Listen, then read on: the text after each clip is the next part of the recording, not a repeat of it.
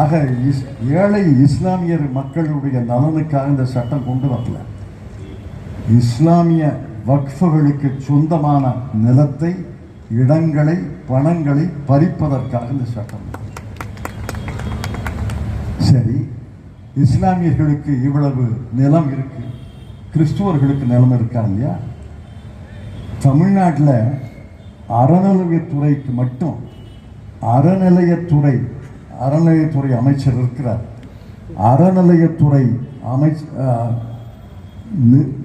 துறைக்கு கீழே இருக்கிற கோயில்களுக்கு மட்டும் ஏறத்தாழ 5 லட்சம் ஏக்கர் பூமி இருக்கு.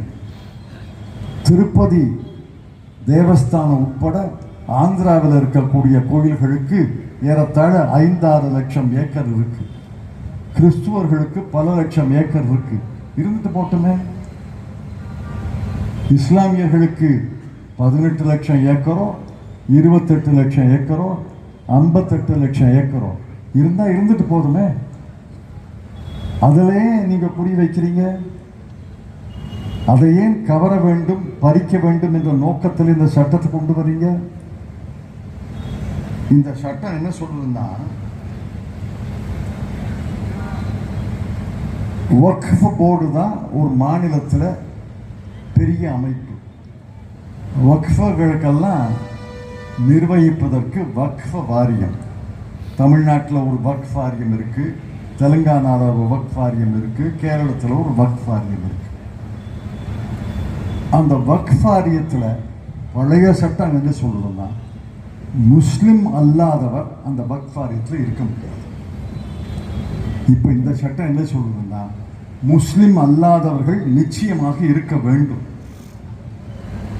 முஸ்லிம்களும் இருக்கலாம், முஸ்லிம் அல்லாதவர்கள் இருக்கலாம்.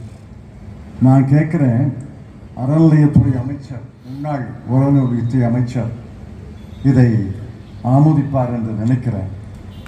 இந்து சமய அறநிலைய சட்டம்னு தமிழ்நாட்டில் இருக்கு. அதே மாதிரி ஆந்திராவில் ஒரு சட்டம் இருக்கு. அந்த சட்டத்தை எடுத்து பாருங்க. 10வது பிரிவு 26வது பிரிவை பாருங்க. 10வது பிரிவு என்ன சொல்றதுன்னா, HRNC இந்து சமய அறநிலையத்துறை ஆணையர், கமிஷனர் இந்துவாக இருக்க வேண்டும். துணை கமிஷனர் இந்துவாக இருக்க வேண்டும். அனைத்து ஊழியர்களும் இந்துவாக இருக்க வேண்டும்.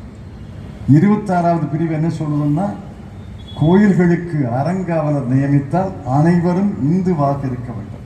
அதில் ஒன்றும் அதிசயம் இல்லை.